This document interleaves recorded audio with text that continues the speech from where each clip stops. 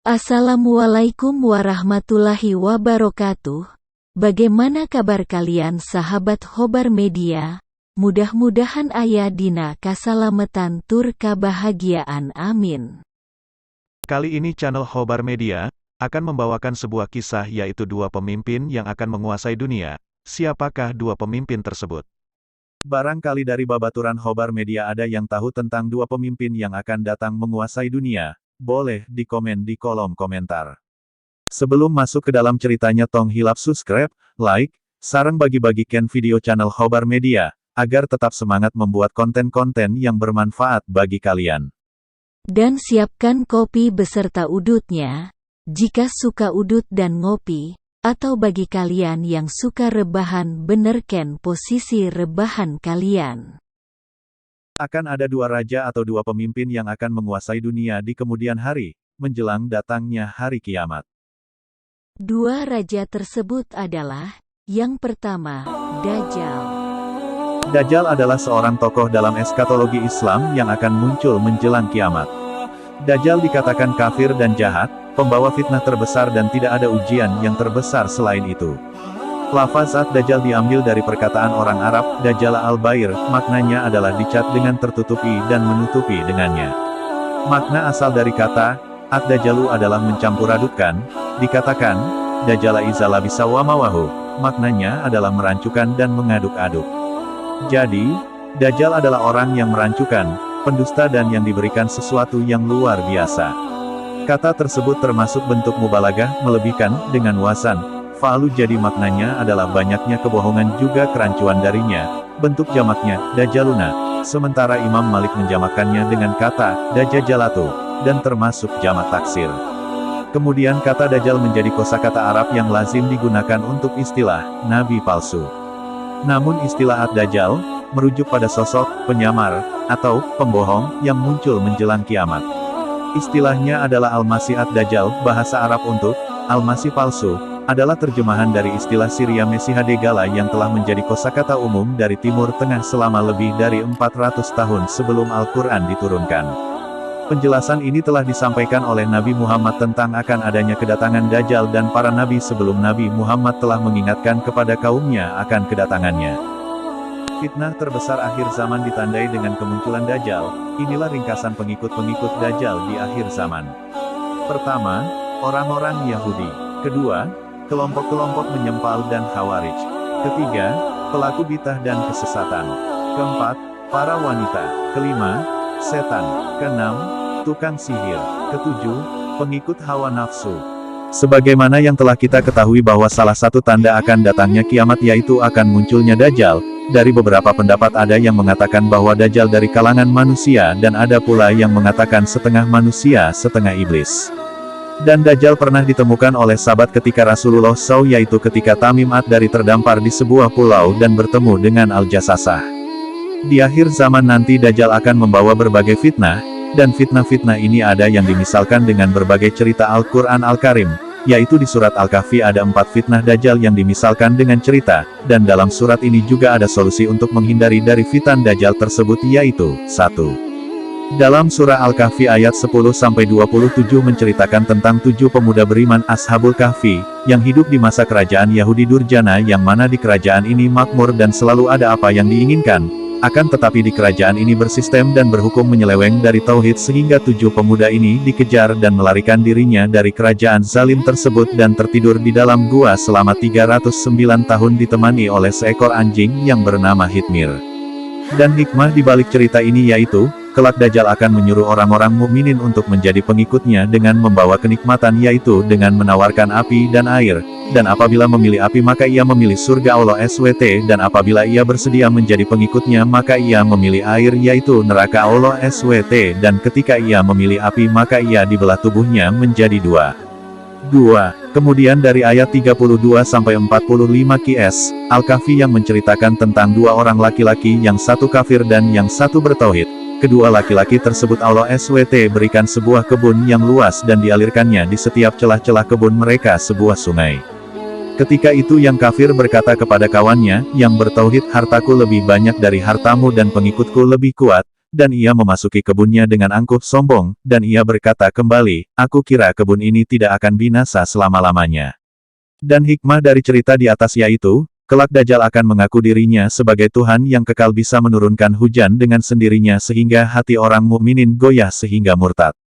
Jadi waspadalah. 3. Kemudian dari ayat 60-82 surat Al-Kahfi menceritakan tentang Nabi Musa As yang ditanya Bani Israel, apakah ada orang pintar selain Anda? Lalu Musa As berkata, tidak ada.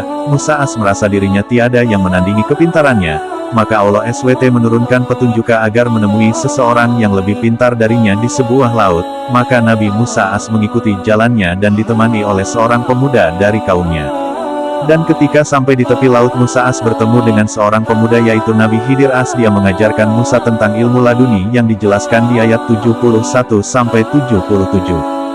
Dan hikmah di balik cerita tersebut ialah, kelak Dajjal akan menampilkan banyak ilmu kepada manusia diantaranya mematikan dan menghidupkan manusia dengan seizin Allah SWT, menurunkan hujan, menggerakkan matahari, memberi rizki seperti roti sebesar gunung dan air sepanjang sungai tentunya dengan izin Allah SWT terhadap orang murtad dan pengikutnya sehingga manusia mengira adalah Tuhan.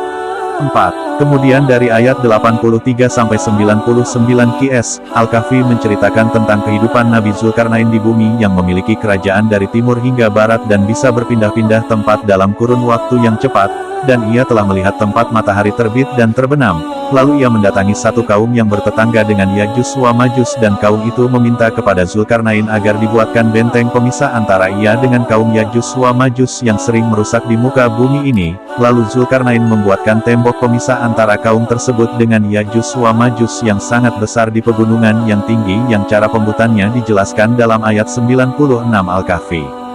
Dan hikmah di balik cerita itu ialah, kelak Dajjal akan menemui semua orang di bumi, dan menjelajahi bumi dalam waktu 40 hari yang mana hari pertama seperti 1 tahun dan hari kedua seperti sebulan dan hari ketiga seperti seminggu dan sisanya seperti hari-hari biasa dan ia tidak akan bisa ke Haramain, Makkah wa Madinah, dan ia juga akan mempunyai kekuasaan dan pengikut yang banyak, dan dalam hadits dikatakan ketika Dajjal sudah datang, ikatlah ibumu, istrimu, anak perempuanmu ketika Dajjal datang. Kenapa? Karena kaum-kaum pengikut Dajjal kebanyakan dari kalangan akhwat. Solusi agar kita dijauhkan dari fitnah Dajjal yaitu seperti dalam QS Al-Kahfi ayat 28 yaitu kita harus bersabar setiap waktu, ikhlas dalam beramal dan hafalkan QS Al-Kahfi ayat 1-10 dan Al-Kahfi 10 ayat terakhir ayat Al-Kahfi. Dan jikalau bisa 30 juz langsung dihafal, dan selalu menguatkan akidah, ibadah, amal, ilmu, iktisadiyah, dan jismi karena itu adalah izatul Islam. Dan baca doa di setiap salat ketika tahiyat akhir. Mungkin itu penjelasan tentang Dajjal. Bila ada kesalahan mohon dimaafkan. Kolom komentar sangat berkenan bagi kami untuk mengkomen yang salah atau yang kurang jelas. Raja atau penguasa dunia yang kedua yaitu Imam Al-Mahdi. Imam Mahdi adalah seorang muslim berusia muda yang akan dipilih oleh Allah untuk menghancurkan semua kezaliman dan menegakkan keadilan di muka bumi sebelum datangnya hari kiamat. Dikatakan bahwa ia menjadi pemimpin yang jujur dan adil menggunakan harta kekayaannya yang berlimpah untuk kemajuan umat. Nama sebenarnya seperti yang disebutkan dalam hadis, ia bernama Muhammad seperti nama Nabi Muhammad, nama ayahnya pun sama seperti nama ayahnya Rasulullah yaitu Abdullah. Jadi nama aslinya adalah Muhammad bin Abdullah. Berikut ciri-ciri Imam Al-Mahdi, dari Abi Said Al-Khudri. Rasulullah Shallallahu Alaihi Wasallam bersabda, Al-Mahdi itu keturunanku. Dahinya lebar, hidungnya mancung. Dia akan memenuhi bumi ini dengan keadilan dan kebijaksanaan, sebagaimana sebelumnya penuh dengan kezaliman dan kecurangan. Dia memimpin selama 7 tahun. Kemunculan Imam Mahdi bukan karena kemauan Imam Mahdi itu sendiri melainkan karena takdir Allah yang pasti berlaku. Bahkan ia sendiri tidak menyadari bahwa dirinya adalah Imam Mahdi melainkan setelah Allah mengislahkannya dalam satu malam. Seperti yang dikatakan dalam sebuah hadis berikut, Imam Al-Mahdi berasal dari umatku, yang akan diislahkan oleh Allah dalam satu malam. Dan apabila ada saran dari kalian guys, kalian bisa komen di kolom komentar Imam yang di Mahdi bawah. akan Oke didahului guys, oleh beberapa terima kasih dan tanda-tanda sebagaimana yang disebutkan dalam beberapa hadis. Imam Al-Mahdi akan muncul ketika banyak perselisihan antar manusia dan banyaknya gempa. Baitullah akan diserang oleh suatu pasukan, tetapi bagian tengah pasukan tersebut akan ditelan bumi. Seseorang akan dibayat di antara makam Ibrahim dengan sudut Ka'bah. Suatu pasukan yang datang dari negeri Syam menuju Baitullah untuk mengejar seorang lelaki yang dilindungi oleh Allah. Dalam hadis yang disebutkan di atas, Imam Mahdi akan memimpin selama 7 atau 8 atau 9 tahun. Semasa kepemimpinannya Imam Mahdi akan membawa kaum muslimin untuk memerangi kezaliman, hingga satu demi satu kezaliman akan tumbang takluk di bawah kekuasaannya. Kemenangan demi kemenangan yang diraih Imam Mahdi dan pasukannya akan membuat murka Dajjal, sehingga membuatnya keluar dari persembunyian, dan berusaha membunuh Imam Mahdi serta pengikutnya. Maka Allah akan menurunkan Nabi Isa dari langit yang bertugas membunuh Dajjal.